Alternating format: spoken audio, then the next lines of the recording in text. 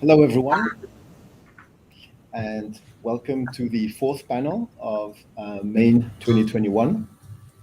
It's entitled Inspiring the Future, Activism, Advocacy, and Allyship in Neuro-AI, and I'll be co-hosting this panel with Danielle Nadin here. He's co-founder of Black in Neuro.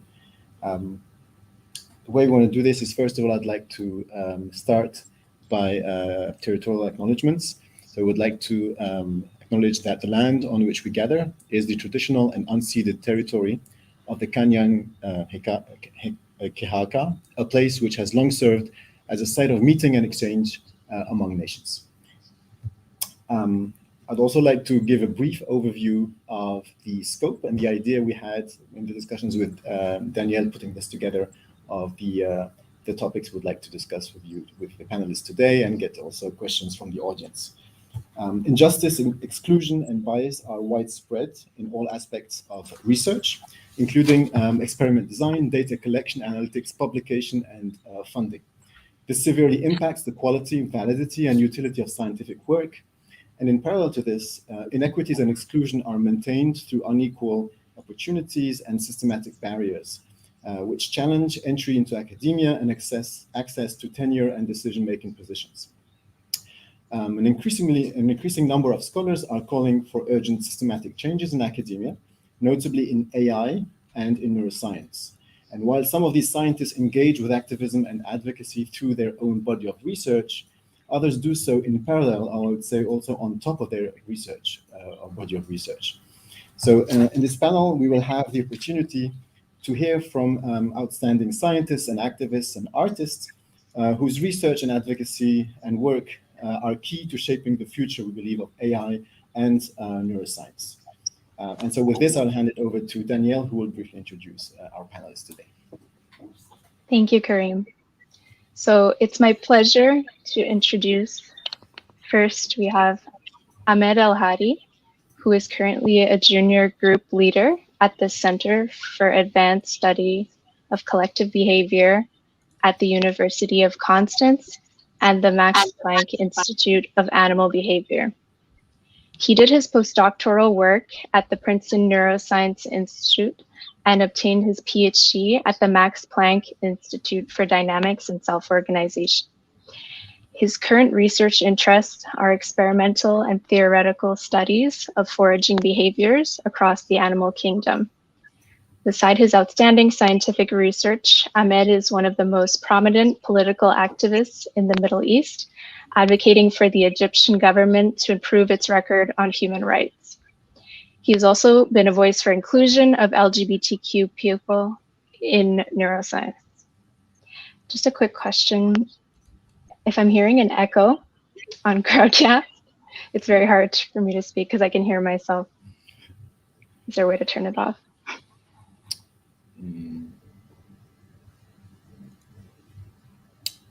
If not, it's okay. I'll just continue. Maybe you can go on and we'll try to do that. Perfect. Next, we have Jordan Herrod, who is a PhD candidate in medical engineering and medical physics at the Harvard MIT Health Sciences and Neurotechnology program. She works at the intersection of non-invasive brain-machine interfaces and machine learning for pain and anesthesia under Dr. Ed Boyden and Dr. Emery Brown. Jordan received her Bachelor of Science in Biomedical Engineering from Cornell University, where she worked on interfacial tissue engineering, medical image analysis, and machine learning for MRI reconstruction. In her spare time, Jordan is actively involved in science communication via her YouTube channel, which focuses on engaging the public on artificial intelligence. Next, we have Jason E. Lewis, a full professor of design and computation arts at Concordia University.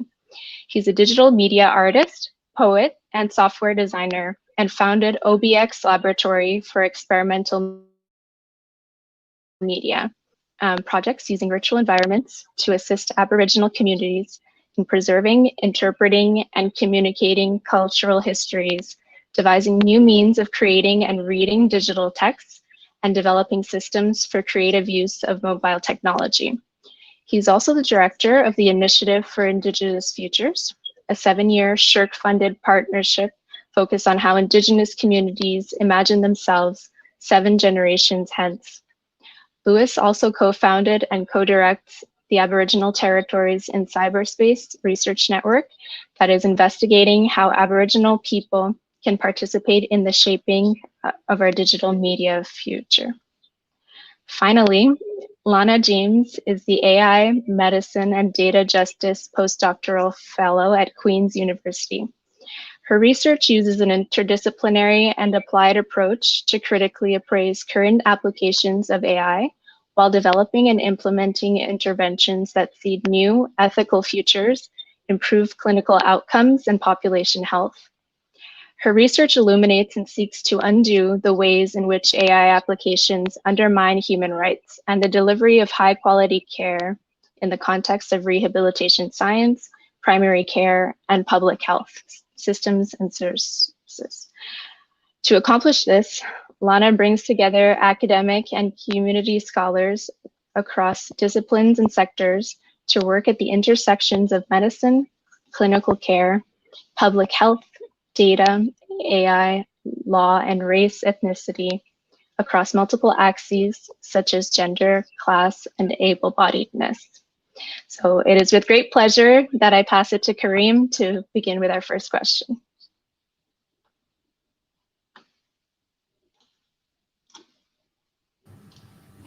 Thank you, Danielle. If you're still hearing that echo, maybe you have Crowdcast open on the laptop also, or like several tabs. So make sure you just have one source for Crowdcast. That might help.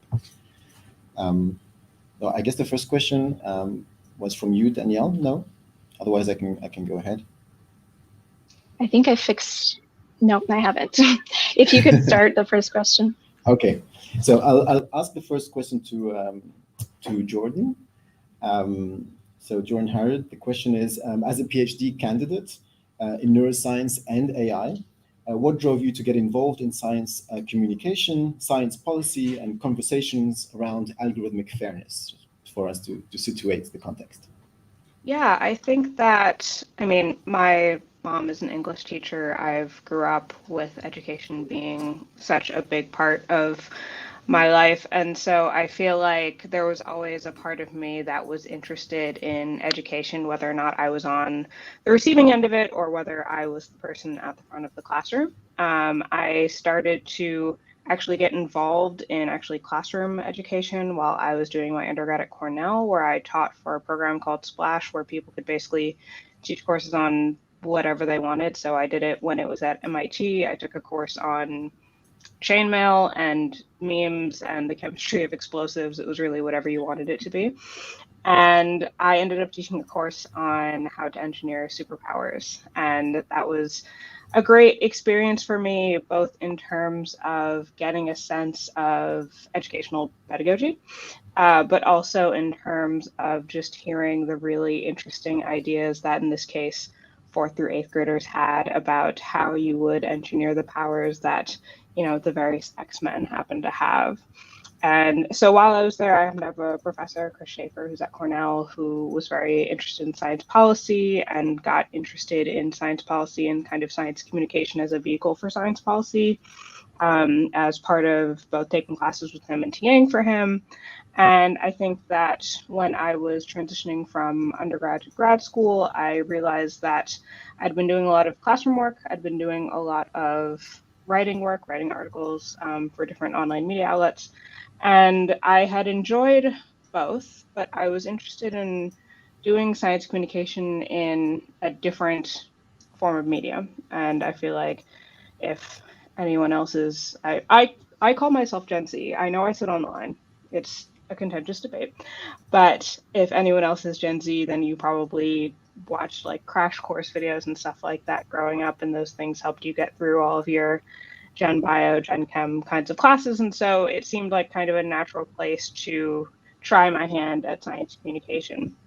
At the same time, when I was finishing my junior year at Cornell, I took my first dive into machine learning. I was doing a summer research program at Stanford and had no idea what project I was going to be assigned to, and found out about a week beforehand that I would be working on something related to machine learning, which I had absolutely no background in. So I had to kind of learn a lot of stuff on the fly.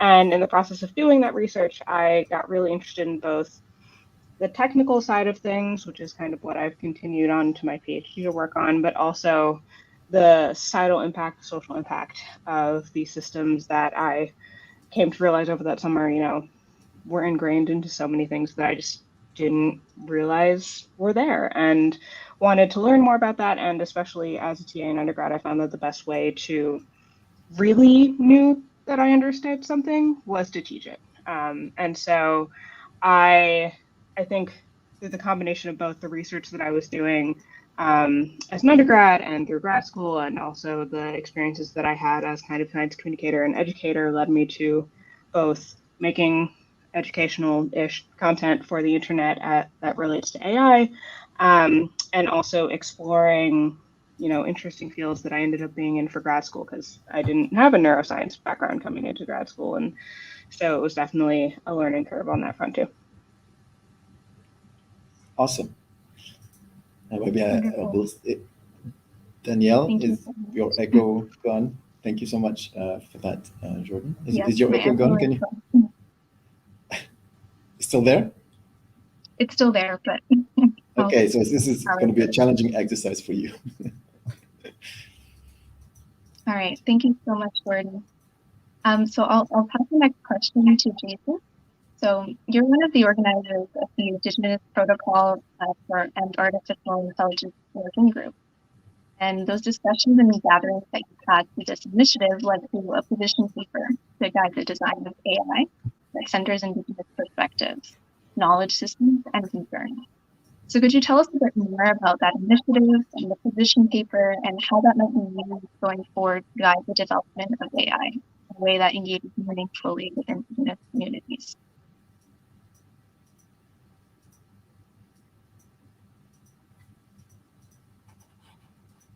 I think you're muted. Oh, now we can hear what's you. that? Now, yeah. Yeah. Okay. The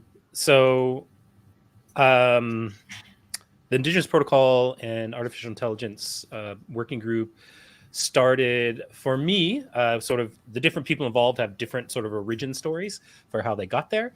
But where it started for me really concretely was with an essay I co-authored in 2018 called Making Kin with the Machines, which I wrote with Archer Pachowis, who is a Cree performance artist and sort of Indigenous media theorist, Suzanne Kite, who is a PhD candidate working with me here at Concordia, and Noelani Arista, who is a Hawaiian archivist and historian. I myself am Hawaiian and Samoan. We got together to address what we had been discussing around kind of general issues of the differences between how our communities looked at technology and the creation and use of technology, and for lack of a better word, what the mainstream sort of kind of Western sort of North American sort of society's attitude towards these things were.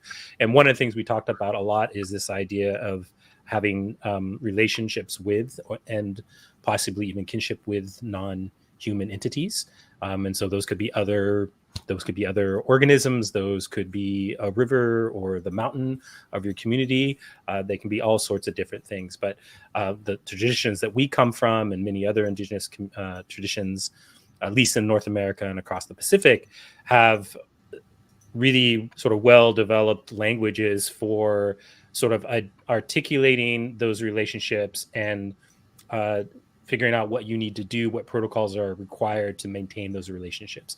So we wrote Making Kin with the Machines as a way to sort of bring that way of thinking about the other things in our world with the conversation around artificial intelligence, both in its sort of present state and the effects that it's having on us and our communities in particular, but let's just say minority communities in general, but also where AI might go in the future as it gets more and more sophisticated. And our basic argument there was that the Western epistemologies or knowledge frameworks out of which sort of standard normative AI is produced are actually kind of really ill-equipped to deal with the fullness of human experience. And they're not even well equipped to deal with the fullness of what we consider to be intelligent action in the world. How one might be considered intelligent within one's culture and within one's community can vary between different communities and different cultures. There's lots of overlap, of course, but there's also lots of differences that a lot of time have to pertain to what's important to those communities, what their priorities are and what their values are. So something that can seem like an intelligent action in one society, say, accumulating multi-billions of dollars, might seem like the epitome of selfish stupidity in other cultures, right? So the conversations we had around making Kin with the Machines, we had a lot of fun. We thought this was really interesting, but we also okay, we could just be stuck in our own bubble. We could be talking nonsense, and we need to check in with our communities. So we did a combination of that, of talking to people back in our home communities, but then also reaching out to other Indigenous folks for the most part to see if they wanted to come together for a larger conversation. And that's what the Indigenous Protocol on AI workshops were. So these are 2 conferences or workshops that were held in Honolulu in 2019. And the first one brought together 35 folks from across North America, the Pacific, Australia, and New Zealand. Mostly Indigenous, but there were a couple non-Indigenous folks there. And it was us asking them, is this something interesting? Is this something that we as Indigenous people should be spending our time on? What is our perspective on artificial intelligence and on this technology? How do we situate it within the histories of Western technologies that have been developed and often used against our communities? How do we think about a path where we might be able to take advantage of the amazing sort of capabilities that exist in the technology, while making sure that those capabilities are used in the direction and that we wish, and ultimately under our control. So the first meeting was basically 3 days of talking and eating. And then a group of us came back about 2 months later for an intensive writing sort of boot camp for 10 days. And then basically spent the next year putting together the position paper. So the position paper is actually quite large. It's 205 pages. What we were trying to do was there's a couple texts in there that are common statements. So they're authored by all of us. So sort of the contextualization of the problem, a 2-page set of guidelines on how to create Indigenous-centered AI, and then a whole series of different texts. So there's short stories, there's essentially sort of journal articles, there's poetry. Did I say that already? There's art. There's all sort of kind of a really broad range of different ways of engaging with the question of what is an Indigenous perspective on AI. And we did that for a couple of reasons. One, we thought it was really important, of course, to sort of push back against sort of assumptions about sort of kind of homogenous Indigenous identity, that there's a lot of variation across these different communities. And we wanted to make sure that there's plenty of space to sort of express those differences while still showing that there were places where we came together. And also we wanted to sort of illustrate how Indigenous knowledge practices operate across a number of different modalities. They're not just restricted to, say, the written word. But they are carried in stories and songs and chants and all sorts of creative practices that for generations, Westerners, particularly Western anthropologists, right, have relegated to just the cultural sphere, right? So these are just things we do for sort of entertainment or perpetuating the community. Whereas most of the communities that I work with, these are actually knowledge generating, sustaining, preserving, and dissemination practices, right? So they are ways to carry knowledge within the community. So we wanted to embody that in the position paper, all these different ways of sort of carrying forward this knowledge. So that was published in 2020 and has been sort of circulating in lots of really interesting places. And what's happening now is that there's been a number of different sort of efforts that have come out of that. The Indigenous and AI affinity group around NeurO-AI got established the season after the position paper by Michael Runningwolf and some other people who were involved with the workshops. Angie Abdillah, who co-organized the workshops with me, along with Oivi Parker-Jones, a neuroscientist at Oxford. Angie has done at least one, if maybe not two, workshops in Australia. She's Aboriginal from Australia, sort of trying to kind of push further and articulate really kind of how you would start to develop specifications from sort of Aboriginal knowledge systems that you might use to actually sort of formalize into computational systems.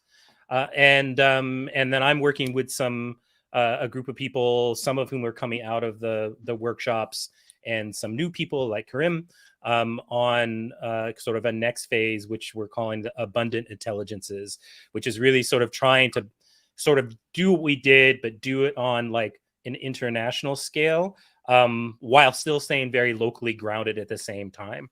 So the idea is to create local sort of groups that bring together ancestral knowledge holders, scientists and engineers working on AI, community organizations that are involved with community knowledge and community practices, as well as the universities, so that we can have very locally grounded sort of brainstorm. Oh, and artists, right? To have these very locally grounded conversations where we sort of imagine what kind of AI we want from that particular sort of community's perspective, and then go about trying to figure out how we translate that vision coupled with the protocols, the knowledge protocols of that community, how we translate those things into actually prototypable ideas for AI technology.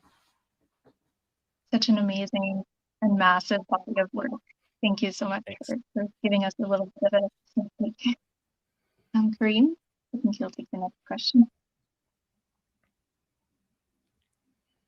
You're muted. You're muted.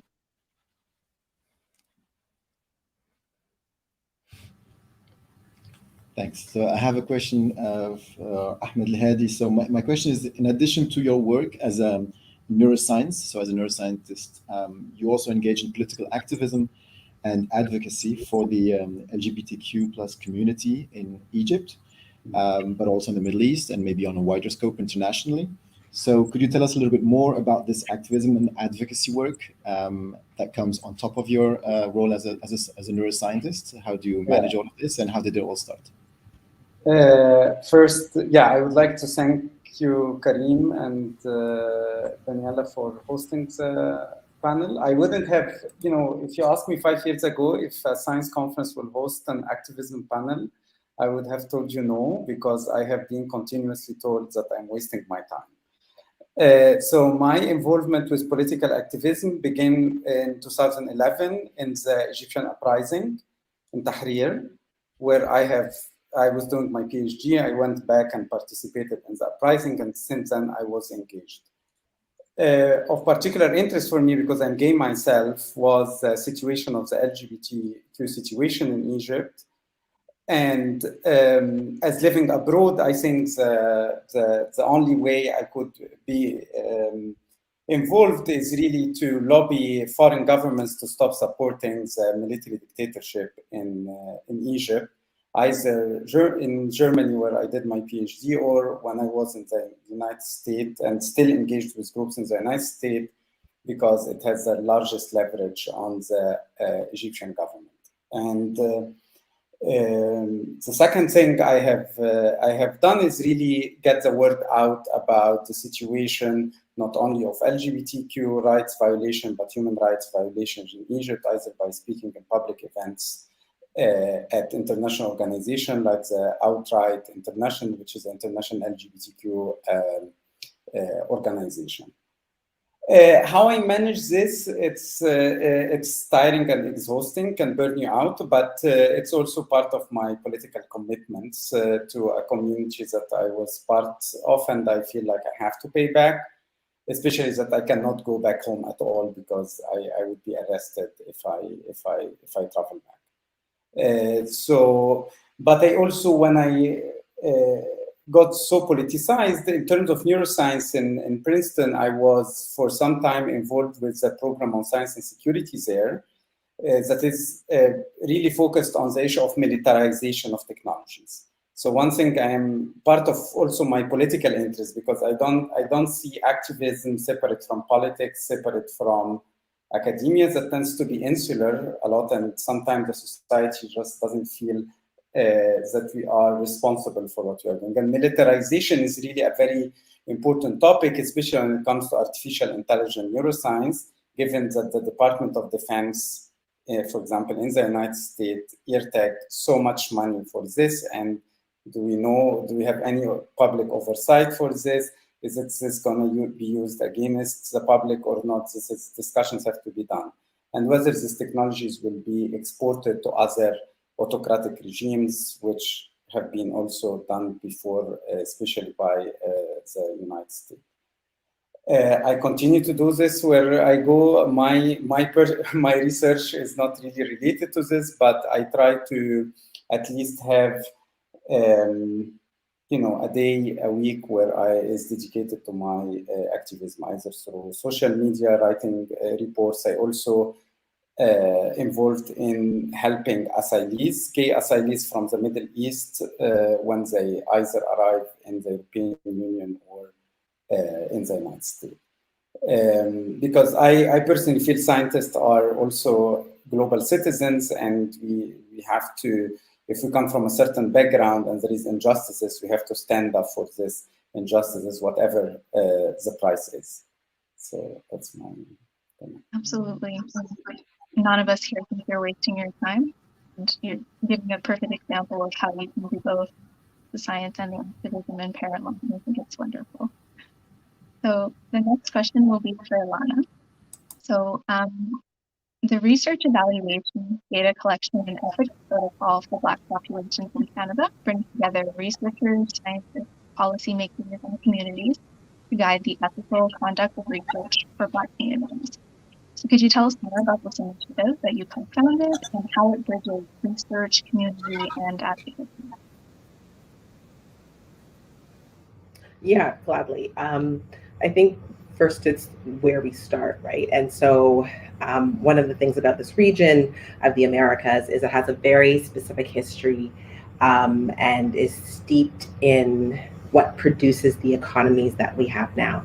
And so while much of the world wants to pretend that they actually worked hard and produced it, the reality is it's that my ancestors, through the transatlantic slave trade, who were forced into diaspora, generated the mass majority of this wealth.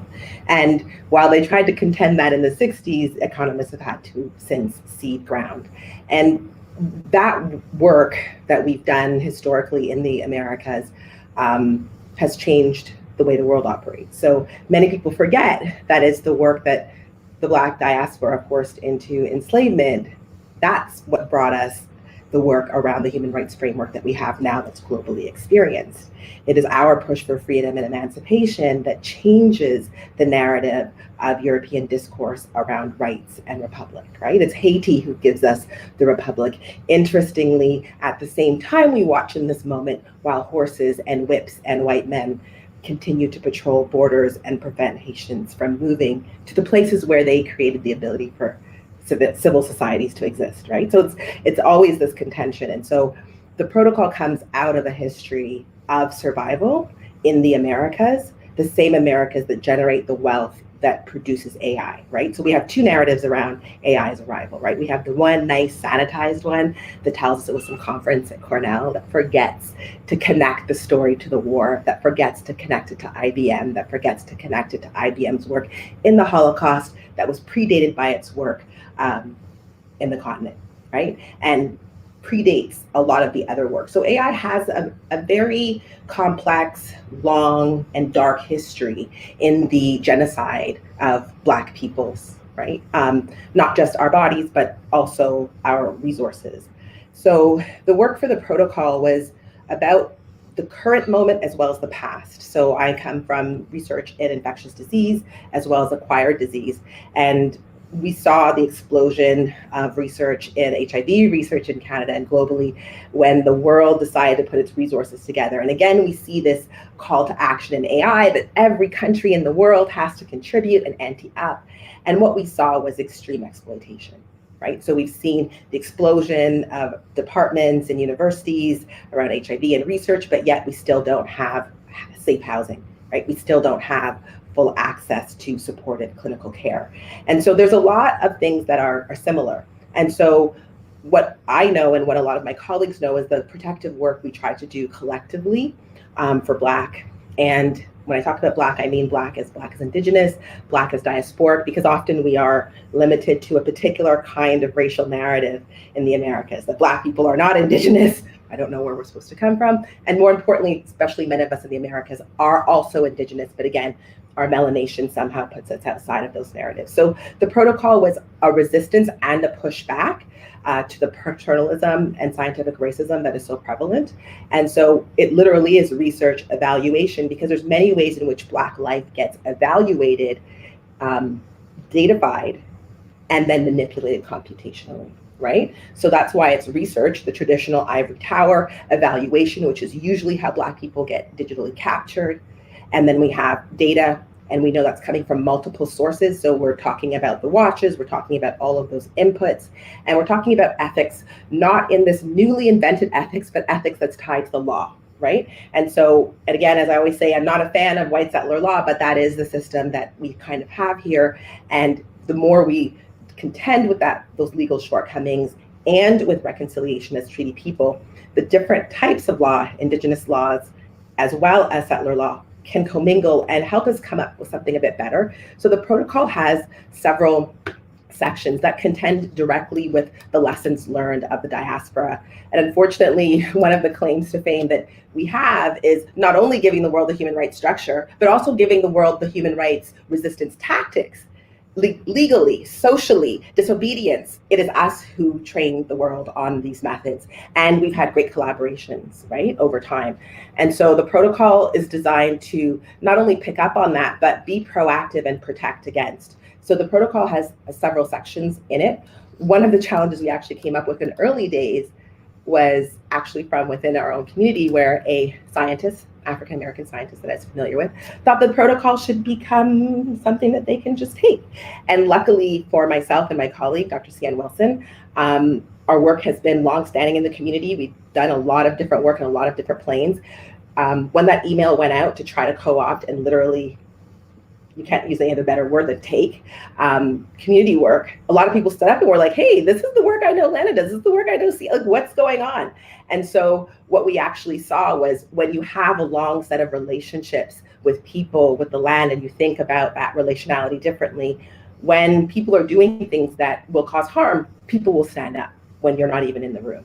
And so this protocol, even that point, it was already showing its resiliency and its effectiveness, because we started from the bottom up rather than with researchers down. And so we've been workshopping this protocol with Black populations across Canada since 2017. It was under development for well over a decade before that. Because of my work in these other areas, I kept working off the side of my desk, because I kept running into these strange individuals, both within and outside of our community. It was like, oh, we don't need that just yet. We don't need to worry about it. And I'm like, oh, but we do, because I come from tech and you have no idea what we're leaving on the table that can cause harm.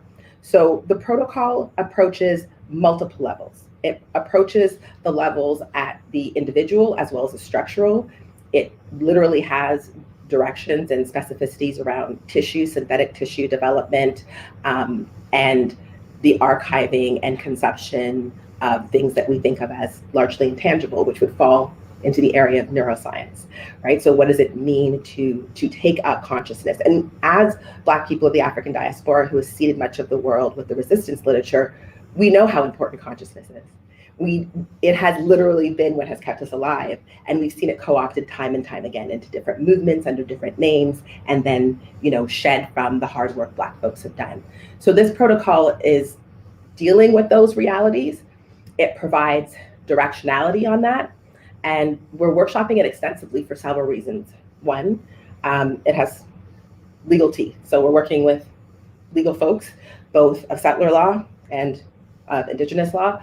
And we're also working with communities from the grassroots to make sure that auntie and grandma understand it, because let's be clear about who sustains our communities. It's not people in ivory towers, right? We have persisted as a people in spite of all attempts of genocide because of that.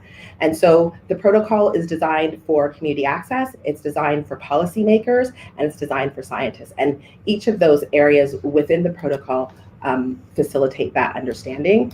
And I think one of the #1 messages is that our work does not fall within this new conceptualization of EDI, which is actually a corporate strategy. It sits squarely in transformation and anti-colonization. I love that folks want to go for decolonization, but you got to get your anti-colonization on first, right? Like, you got to stop doing the things that promulgate, as well as do the things that build something new.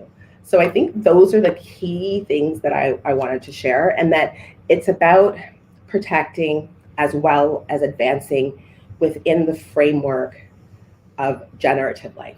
And we don't set aside the environmental as something separate, because consistently I'm in these spaces where they're like, oh, we just need more NLP, we need more and more and more. And I'm like, and so exactly where do you plan on getting that more from? Because the last I checked, it's not in Europe. The last I checked, it's in the continent, and it's in the Americas, and it's on Indigenous land, and it's not yours. So how is it that I'm at these conferences that are dominated by Europeans that think they can just keep taking more? And so when it comes to neuroscience, I think it's also important to remember that a lot of that work, again, was done on Black people, right, of the Americas as experimentation, as was the theory around neuroscience and the Enlightenment, again, at the pleasure of white people who were having the benefit of Black labor. So at no point in artificial intelligence can you avoid the contributions of my ancestors, but still there is this effort to, and constantly to mine and to extract. So the protocol is designed to help us stay attentive, to protect, and to recognize that, like others have said, Black folks are diverse. We are Indigenous, and according to going theory, we're kind of like the beginning, depending on how you associate with yourself, because many of us know that we're also star people. But when we think about how white anthropology frames this, it's interesting that we are consistently pushed out of the narrative and placed in another place. And I just kind of want to touch on that as I leave this piece, which is often when the work that I do and even the protocol gets put into advocacy and activism, there is a bit of a concern, because part of the protocol and one of the core pieces is to make sure that there's accurate, precise, appropriate application of technical matter, right? So the protocol, while it requires, these areas require advocacy because of how white supremacy dominates the space, my work is deeply scientific through that protocol in order to ensure removal and mitigation of race science that is predominant in artificial intelligence. So I'll leave it there. And you've really, all of you have shown how the separation of advocacy and science is not real, and it can't be separated. And I think that's just a really important thing to emphasize. So I was thinking we could move on to a question open to everybody. And just in the interest of time, so that everyone can speak, if you could keep your answers brief. But are there reasons to believe that we might be at a turning point, or at a point where more systemic changes are becoming possible? So are you feeling optimistic, pessimistic about the future, in particular regarding AI and neuroscience? And I'll say, for me, I think I believe these things fluctuate. So there are moments of progress and moments of moving backwards. But I'm curious what you all think. Maybe we could start with you, Jordan.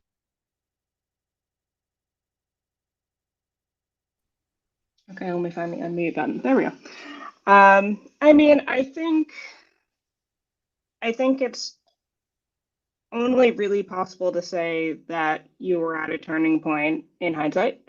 And so I think, you know, do I see things happening in the field that I hope will turn into a turning point? Sure, but I don't think that you can say, similar to getting asked, you know, do you think we're in like the golden age of a particular field? You don't know until after the fact, until you can look back on what happened during that time and what progress was made, but also, what impacts those advances had on all different kinds of people.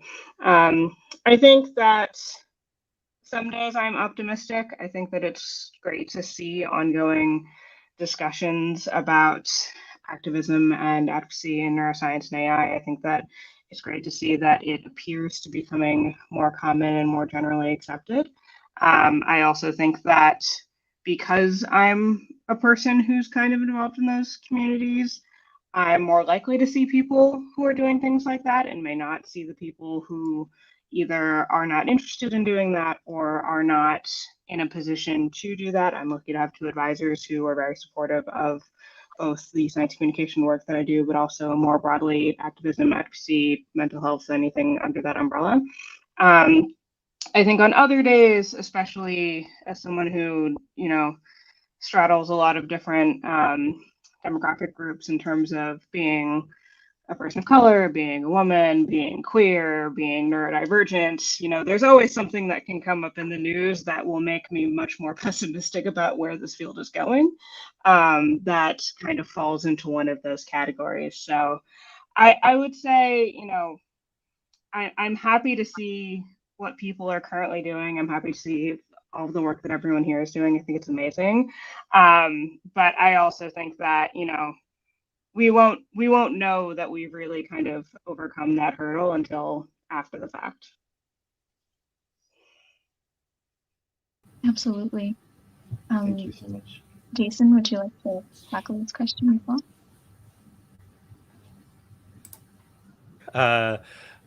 I think, oh, sorry, am I muted? No, you're good. Nope, I'm not. Okay. Particularly the point that you don't know, can't see these turning points, these inflection points until sort of well after it, or sort of see how large they are, whether it's just noise or whether it's significant or not. I mean, I do think, because I have conversations a lot with my students where, particularly over the last 2 years, where they are feeling particularly pessimistic and sort of not hopeful about the rate of change and how things have changed. And so that kind of in general forces me into a more optimistic mode because I think it's important that we don't lose sight of the fact that, for instance, we're all sitting here on this panel. There's 1,200 people watching. This would not have happened 5 years ago. Certainly would not have happened 10 years ago. Wouldn't even been considered 20 years ago.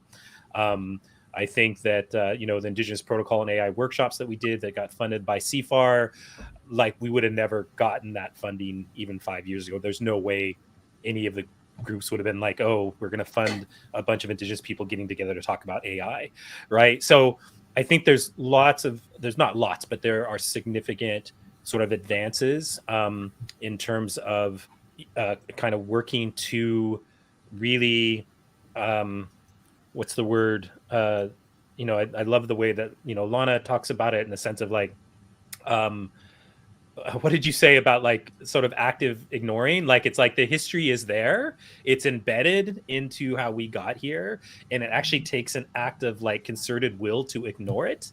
And so part of what's happening is work like what Lana's doing of like really sort of revealing that and making it clear and connecting it up in its own trajectory, sort of not always in response to the fairy tale, like she said, like that we get told, and that we have people like Ruha Benjamin, and like there's some really interesting and really great minds that are now that are coming into really heavy into the question of how we develop technology. And they're coming from racialized people. It's there always has been for quite a long time a critical discourse around science and technology studies, but I think, as most of you know, it's been heavily white, very much in some ways kind of still wedded to the establishment, arguably even in some of its real gender critical forms, and so it's really amazing to me to be like on this panel right now, right? And so that's where I get hope, and that's where I'm hoping that things will kind of maintain in that direction, and there'll be just more, sort of conversations and more of us getting into positions where we can actually do something about how the technology is developed. On on my pessimistic days, I'm like, there's a lot of money and there's a lot of invested interest arrayed against us. And sort of kind of the world in general is not necessarily going in a direction that is sort of embracing sort of multiple viewpoints and respecting sort of local culture. So, you know, on those days, it can be really hard to feel like, oh, okay, yeah, we got this. I think there's just a lot of work. And honestly, I mean, for me, the change in me and from 10 years ago is I think 10 years ago, I still felt like, you know, the overwhelming sort of like kind of momentum was going in the right direction. And I'm not sure anymore. So, but don't tell my students. Thank you, Jason. Maybe another question related to this about the forms of actions that you, this is to all the panel, that you feel might be most impactful in triggering a positive and a concrete change and avoiding, this is something I think that also Lana mentioned before, of avoiding the echo chamber effect, where we're all talking to each other, or I think maybe it was Jordan that mentioned this. So what are forms of actions that you feel or that you've witnessed leading to concrete positive change, and you think that we need more of to accelerate the pace of change and be more hopeful? Anybody who would like to start? Otherwise, I'll have to pick someone. I'll jump in here. I think the echo chamber, I am constantly entering into spaces where the echo chamber of white supremacy just continues and continues, and there's an expectation that everybody will just fall into the practice and the narrative. And I think in order to not have that, it means that you really have to understand relationship is more than transactional. And so one of the problems with Western science is that it is transactional, right? It's about, I do this so that I can get this result, so I can observe, and then it's not about a relationship between that which is the attentive subject matter and the person that's looking at it. And so that doesn't matter if you're thinking about it in a positivist framework or constructivist, it's still a very transactional framing. And so I think we have a problem fundamentally with the fact that we're using a Western scientific paradigm that is fundamentally transactional. And so that is what produces the echo chamber. The technology simply enhances what is. And the only way to move away from that is to do what, you know, we've been saying since we met my ancestors, which is like, yo, chill, take it down 1,000. It's not always about what you get. Sometimes it's about what you give. And we're all actually doing all right. We don't need to be running around looking busy. Because the God of my ancestors isn't looking to punish anybody, doesn't require you to work yourself to death, and doesn't have anything wrong with you that needs to be fixed or redeemed or salvaged. And so when you start from that place, you actually have a larger opening. And so I think for our work, for the work that I do, not just in Ready, but my more formal academic hat, it's about building relationships and demonstrating that. And how we do that. And so, you know, I've reached out to Jason before and been like, yo, what's up? What might we do together? And it's like, okay, here's where I'm at. And then, you know, you circle back and then you touch base another time, and then you circle back. And it doesn't have to be about something right in the moment. Sometimes it's just like, yo, I'm out here. What might we work on together? What kinds of terms might we think through? And it doesn't have to be at first sight. And it's important to develop a relationship, not just through interacting, but through other relationships. Right? So I come to know people through my relationships with other people. And I think that's what prohibits it. And then it changes the way you do your work. So the way my projects are structured, even my interventions that I'm doing currently around accreditation and training for the health professions that will ensure that it's embedded and be accredited and all that fancy stuff, more on that later, is through relationships, right? And when I look at the other work that we're doing in relationship to race medicine, it's not just about removing, you know, scientific racism from clinical applications. It's also about building relationships with the people who are prepared to help push change, that may not know all the answers, but know the difference between wrong and right and want to be on the right side. And so they're not necessarily, quote, the converted, but they at least know that something's not right and they're willing to go further. So it's about relationship, it's about critical relationships, about understanding what time it is. Like, this is the time that ends this 400+ year madness of genocidal death drive colonialism that has the planet literally burning up. And that means that the kinds of scientists that I am, Jordan is, all of us here are hopefully pushing to pay attention to the fact that much of what they want us to do is actually increase the temperature of the planet by another 0.5 degree. I'm like, yo, I'm an LLP. NLP just alone, that's gonna give you 0.5 degree. So I always advocate for the very surgical, judicious use of artificial intelligence. And I will continue to say it should only be used to correct the wrongs of colonization and to restore that which has been dispossessed in the order in which it occurred. And if we're doing that, then we will bring down the temperature. Then we will increase social cohesion. Then we don't need to continue to participate in this kind of AI arms war that the Schmitz and the Bezos and the United States and China are all trying to push us into another version of a Cold War. That changes everything. And I think it's important to know that the reason colonization happened, it was because they wanted what we had, and what we had and what we still have is a joy and a peace calm abiding, right? That's why everybody travels all over the world to where Indigenous people live, right? Because we have something in spite of all of this. And the attempt that AI is trying to make in almost every discipline is to recreate that, but without us in it. So I think it's important to pay attention to the shell game as the scientists, so that we don't drink the Kool-Aid ourselves. That's what I can offer in this moment. Wonderful.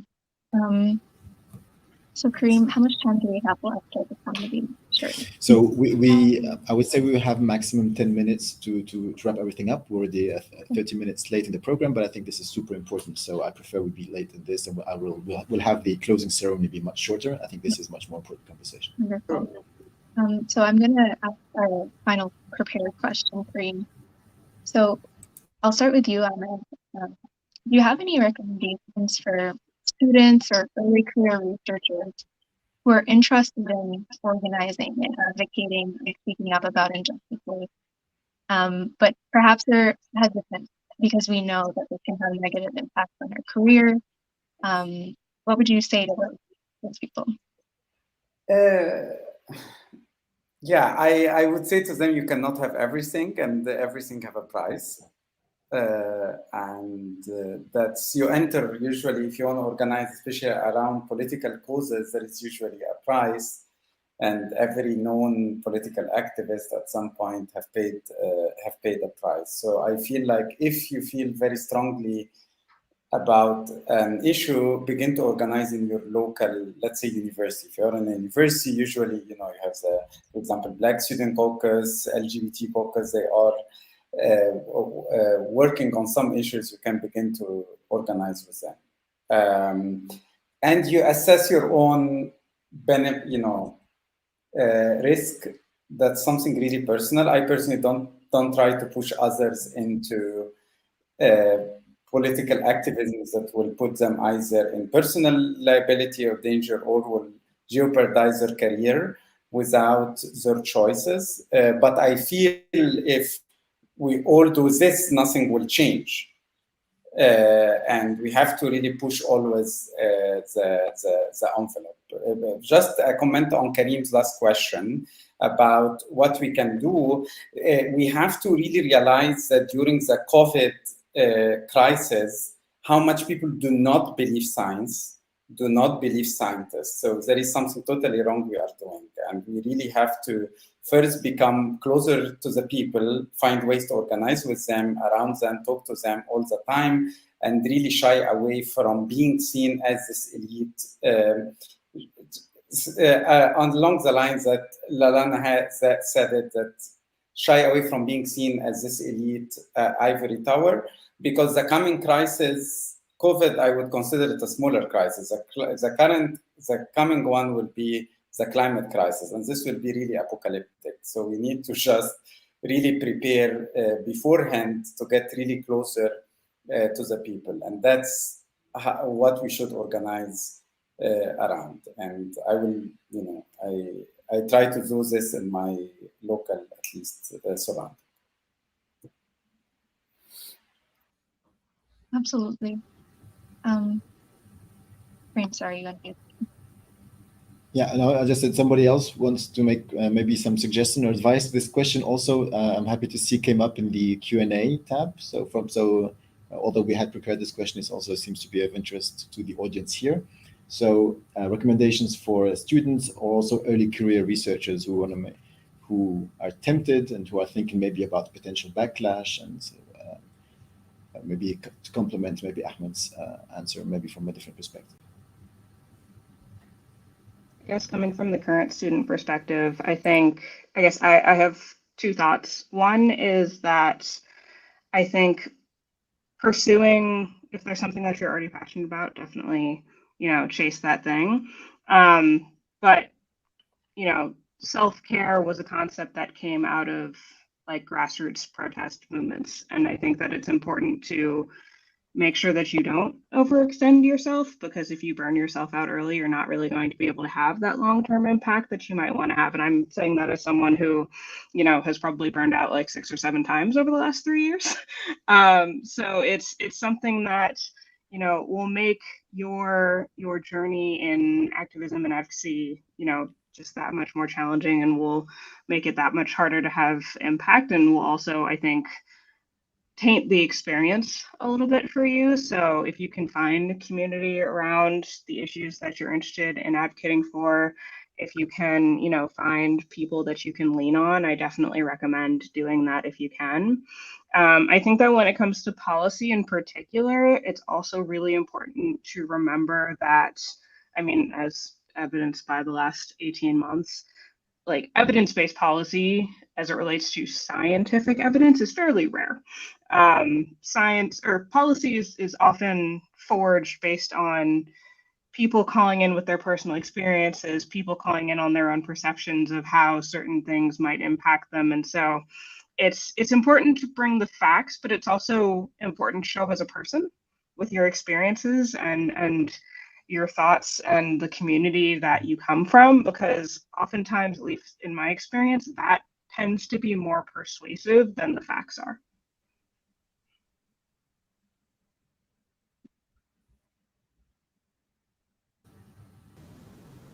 I just wanted to add to that, and I'm just some of the work that myself and my colleague Ziad and others do, and in particular around some of the cross-pollination work that we're doing right now. And so this is in relation to like managing burnout and also kind of the career question. And so, being specific to where you are is really important. That was mentioned, like start locally, but also make sure that you're contextualized, right? So right now, and then Canadian context, up here, there's a lot going on for Black and Indigenous peoples. The usual police violence, the economic downturn that has definitely hit hardest among our communities, the ongoing children from residential school that are literally resurfacing as a result of their violent deaths. All of these things are contemporary issues and are not separate from our scientific work. And so the cross-pollination work that we do is not just about Black and Indigenous solidarities. If Black communities are only one thing and Indigenous communities are only one thing, many of us are both of those things, despite the fact that we don't meet the like high-colored melanin test. And that means that we think about spreading the load of the work, right? So a lot of the collaborations and stuff that we initiate are also about finding ways to partner up in the work so that it is not so hard to swallow. Because as, again, one, if not the only Black woman in the room that is doing this work at a particular level, I'm usually in a room of 25 to 50 invitation-only folks who hold a completely different set of experiences, that live in a different configuration of the world. And so to the point of personal stories, I have to point out, like, did you not read the news? Did you not understand what the uprising was about? Do you not understand how Black in STEM is not like a slogan and land back is not a metaphor? Like, you can't keep talking about endless expansion in this area and not confront these issues in the real. And I think having those partnerships, holding space for each other, because in many of the spaces, Indigenous folks aren't there, not because they don't want to be there, but because they have 600 irons in the fire, just as my community does. So holding space for each other and flagging issues. Yo, if you hear this come up, can you make sure that you let us know? And so I'm often during meetings and after meetings texting chiefs, texting elders, being like, XY just came up and it shouldn't be here, but they keep bringing it in here because it's not over in the other conversation where it's supposed to stay. And even within my own community, we have folks who want to go back to the 20th century and think that like race-based data is just like, they still don't understand that there's not a thing called black in code. Like, it's not a word.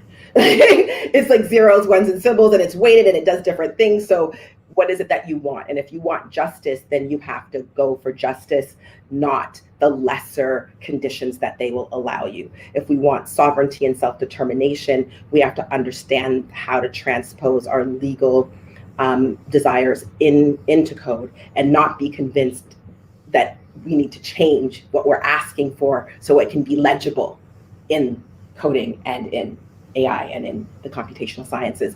So sharing the load is really important. And it will also keep you real about your career expectations. Because if your career is based on all that you can acquire, you will find yourself unhappy.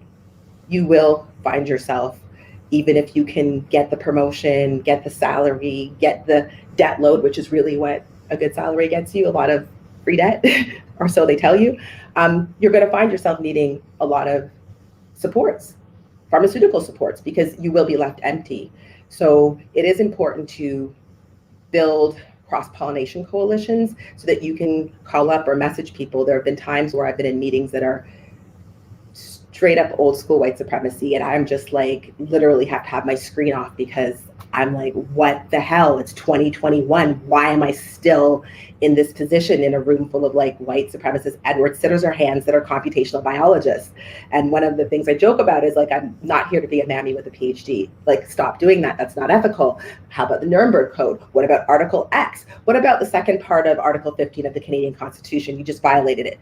It gets to be much. And so it's important to be able to text somebody who's in another meeting who's like, yeah, and then have a laugh, like break it, right? Break that iron grip that colonialism has over creating those gray clouds in our lives, and have some humor and, jump online with that DJ and do those things that break it up so that you can live another day. Otherwise, given how few of us in the space, it will suck the life out of you. So cross-pollination is not just about solidarity work, it's about generative life-giving work that sustained our ancestors and continues to sustain me. And anybody who doesn't know me knows my grandma, who's 103 and looking good, and she continues to guide me about what really matters. Because when someone can say, I've been here since the king was sitting and has a long-term plan, and I'm part of that, of getting our shit back, it changes how you think about what your career is. So I'd encourage folks who are worried about backlash to know that your civil and human rights may go in and out of fashion, but to truly be in the humanity of the world and in kinship, that never goes out of fashion. So weather the storm and persist.